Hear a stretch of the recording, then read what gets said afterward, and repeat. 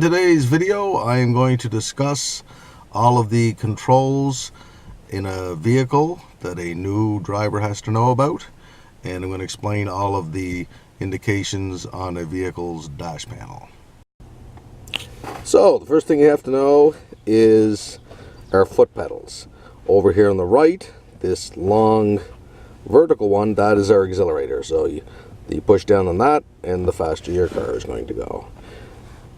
Here is your brake pedal. You push that and it slows your car down. Over on the far left is our emergency brake pedal. If you push that down, you'll hear the clicking. That will put on your emergency or parking brake. To release it on vehicles that have the parking brake here, you push it down a little bit and then release and it goes off. It even says push on off. Some vehicles have an emergency brake over in your dash console. So it would be over here, generally next to your gear shift, and you would push the button in, pull it up, release, and your emergency brake would be on. To release the emergency brake, you would push the button in, pull it back a little bit, and push down. When you push down on your brake pedal, your brake lights on the rear of the car will come on. That lets anybody behind you know that you are coming to a stop.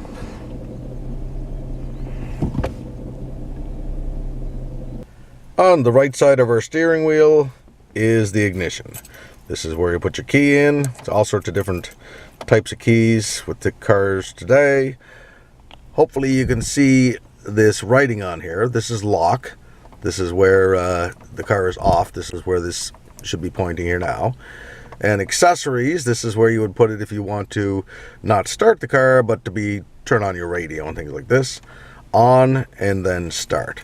So if we put the key in, turn it to accessories, this will actually power up the, put the power from the battery to your radio and things like that. Here's the radio in this car. On. Now your car is getting ready to actually start, but we're not starting it. In order for the car to turn on, we have to move it one more over. Just turn the key like that and release it as soon as the vehicle starts. Down here is our gear shift. Right now the car is running, the engine is on, but we're not going anywhere. And we can't go anywhere because we have not put it in gear. The indications on our gear shift here, park, which we are in right now, that engages the engine when it's not running, when the car is off, so the car can't roll. Reverse, neutral, drive. Now I'm going to try to put this in to drive. You see it won't move.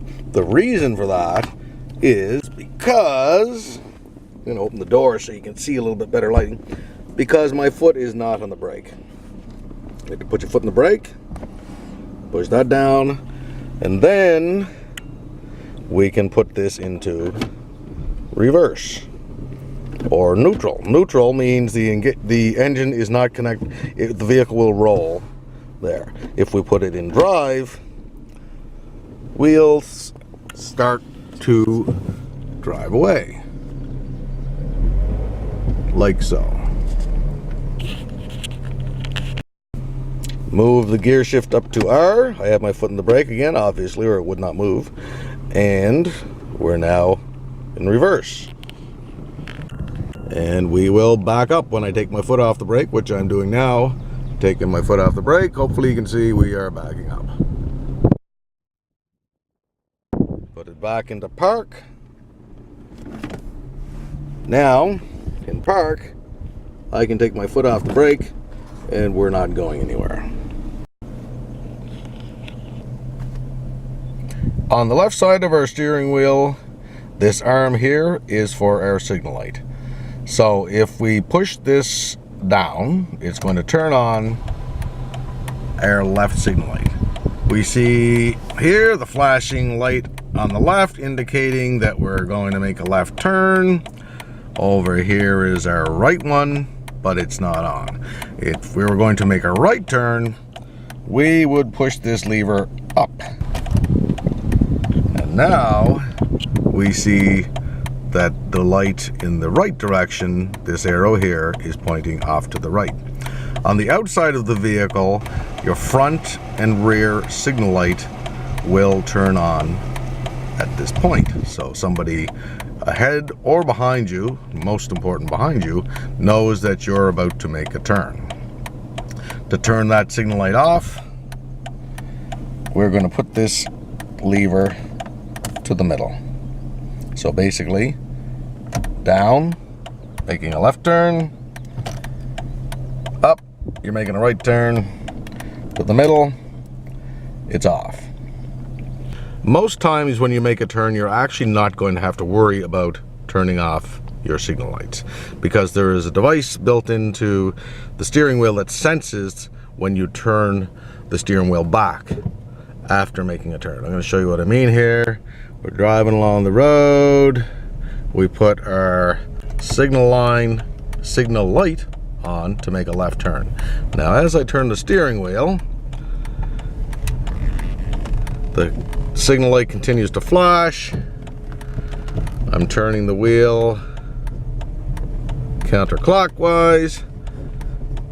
But once I start turning the wheel straight again, that sensor realizes that I have made the turn, and you can see the signal light has stopped flashing. It's turned off. This is a very important control right here. As a new driver, I want you to find on your vehicle where you see this red symbol. This triangular red symbol is for your emergency lights. So if anything happens and something goes wrong with your vehicle, you blow a tire or whatever it is, and you have to get off to the side of the road, you want to press this, and you hear that clicking noise. That is indicating that now all of your lights are flashing outside the vehicle and inside here. These are our signal light indicators we discussed before. You can see they're flashing here, and what they're telling us is that our signal lights all around the outside of the vehicle are flashing, so that anyone coming down the highway can see you, and you're visible, and they are aware that something is wrong.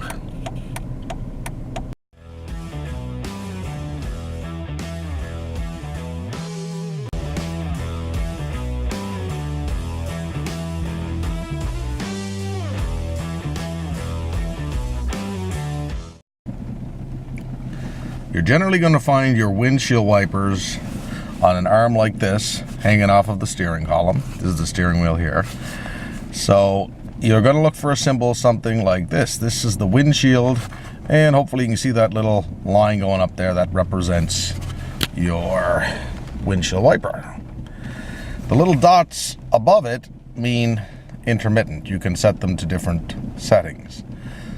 And as you see here, hopefully that'll show up, this bar gets bigger as you go. That means the more you turn this, the faster the wiper's gonna go.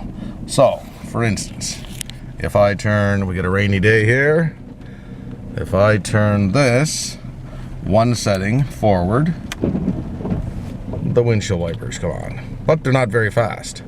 Wait a second here. Okay. Let's turn this ahead. You can hear the wipers going faster. And we'll go again, and it goes faster again. And I'll turn them again. And there you see them going. And we can see that our arm down here on the arm, I've moved that ahead, and this line is getting thicker. Now if I turn them back this way, that'll shut them off. And this symbol here indicates your windshield washer. So if I see that little arrow there, that's indicating if you push in, your windshield washers are going to come on. So I'm going to push this in, and we can see the windshield washer cleaning the windshield. And if you don't hold it in, it will stop just like it did.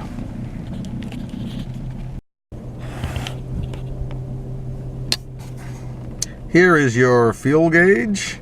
E is for empty, F is for full. We can see that the arrow here is indicating we have about a half of a tank. Down at the bottom of your fuel gauge, you should have a little picture like that of a fuel pump you would see at the service station, and a little arrow next to it. This arrow is pointing off to the left, so that indicates that the filler cap to put the gas in your car is on the left side of the vehicle. If the little arrow was to the right of the picture of the fuel pump, that would mean that the filler cap for the fuel would be on the passenger side. This is the switch for our headlights, to turn the headlights on or off. Oftentimes, on a lot of vehicles, this will be on that arm that we were discussing as far as signal lights. But the symbols will generally be the same. Here's the picture, the little lines coming through. This is the round part is indicating that's your headlight indication. On this car here, this one here means if I go to that point, that'll turn on all of the indicator lights around the vehicle just for daytime. Always a good safety feature. And when we turn it all the way this way, our headlights will come on. Now, unfortunately, because it's a sunny day, we can't really see that, but that will also light up our dash panel. You must be very careful when driving, when it gets a little later in the day, to remember to turn those headlights on, because all of today's vehicles have a great feature, daytime running lights. The only problem with it is sometimes, because you will have light in front of you, you might forget that the headlights aren't actually on until it gets a little darker, and then you don't see your dash panel lights on. This here is for turning up the brightness of the dash panel. Over here, I might actually do this again in the night. But anyways, the higher you turn that up, I'm gonna go over here, see if we can see it on our panel. I'll turn that up, and you can see, okay, you actually can see the brightness go up of our dash panel indicators there. So I want to discuss bright and dim headlights. Something you're going to want to be very cognizant of if you have your bright lights on. So the control for that is on this arm that we discussed here before. This is the indication here for the bright lights. Now, to turn on your brights, normally you push that in. When you push that lever in, you're going to see a blue indication come up on your dash panel. This is that your bright lights are on. And the reason that's very important to keep in mind is that you can potentially blind people coming towards you because those headlights are so bright. They're sticking at a farther angle up in the air. That's great if you're on a long stretch of dark road or something like that and there's nobody coming towards you, but you want to have those off if there is a vehicle coming towards you, because you will blind them. That's why that indication is very noticeable on your dash panel. So let's go back over and turn them off, which is pulling this lever towards you, and we'll see that indication goes off on our cluster, our panel cluster here. I'm just going to turn them on again. So that's always something to keep in mind if you're driving at night. And I'm going to turn them off. And that only matters, obviously, is if you have your headlights on. If I turn them off and then press this lever in, nothing happens. There's no indication there because my headlights are off. But I'm going to turn them off by pulling it towards me so that I don't forget about that. This are the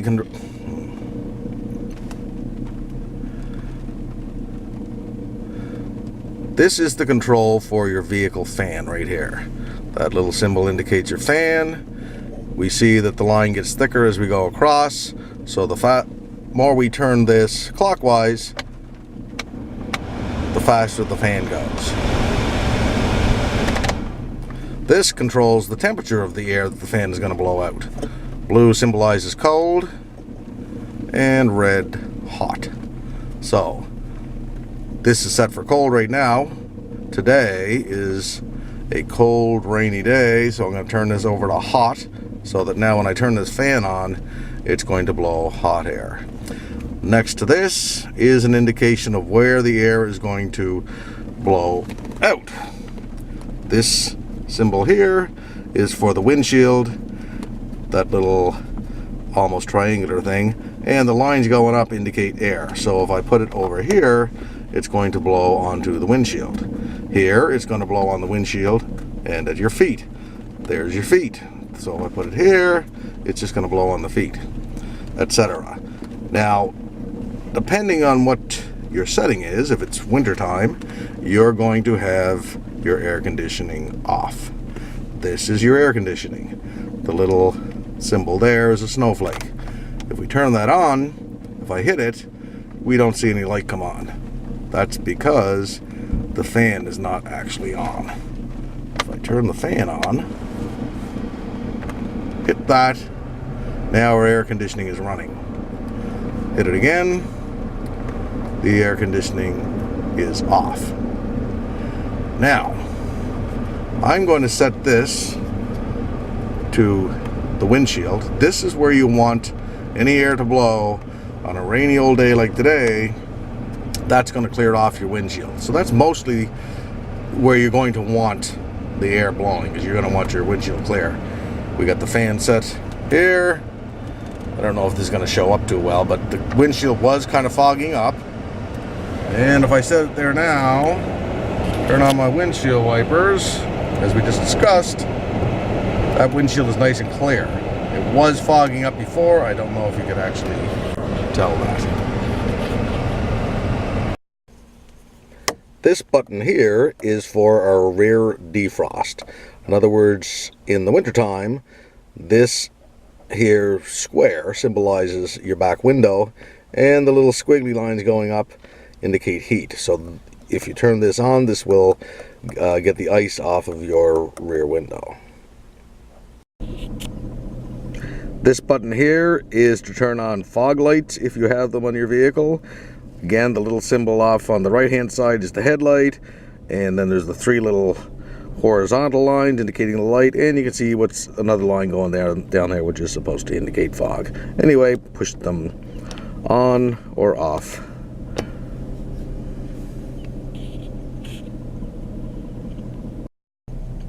On this vehicle, over to the right of our speedometer and RPM gauge is this gauge. We notice these little squiggly lines represent fluid, and this vertical line with the little lines off it, that's supposed to be a thermometer. That's the temperature of your engine. This is very important. If you see this should generally be running around the middle area there. That's where you want your temperature of your engine to be running. If this starts to go really high, you run the potential of what's referred to as blowing the engine. This little red line up there, if it gets close to that, you want to safely get off the road and turn off your engine. Your vehicle is overheating. But I put the key reference, safely. As soon as you can safely get off the road, do that and turn your vehicle off.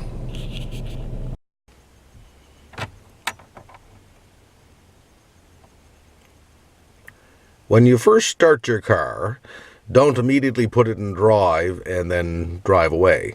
If the car hasn't been started in a while, like this car hasn't ran since yesterday, give it about 30 or 40 seconds to warm up.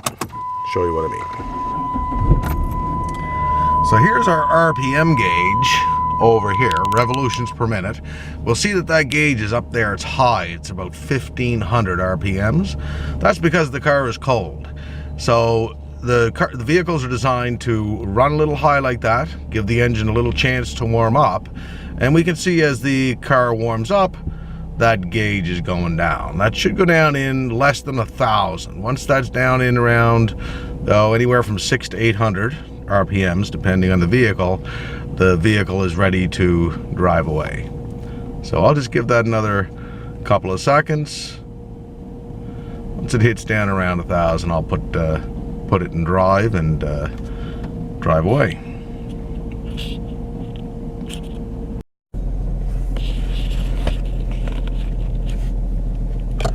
This symbol here is a picture of a person with a belt going across them. So that's your seat belt indication, indicating that your seat belt is not on. When I put my seat belt on, there's the click, that goes out. You always want to have your seat belt on.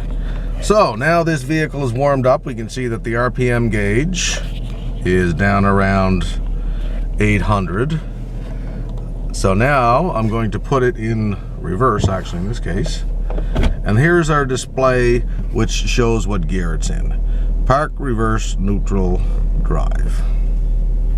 And this is the same display that I was discussing that's on our gear shift.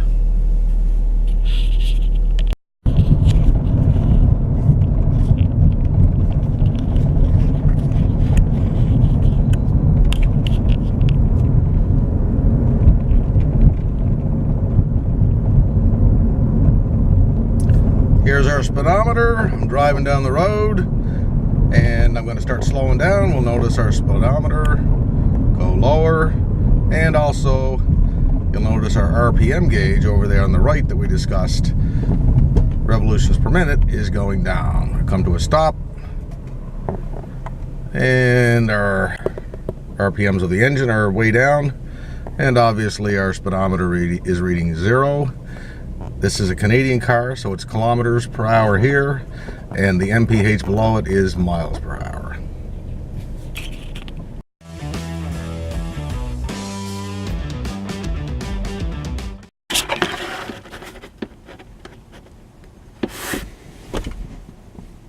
In this part of the video, I'm just going to go over the same controls we discussed, but just in a different vehicle. I'm just going to quickly go through them and show you that they may look slightly different in a different vehicle.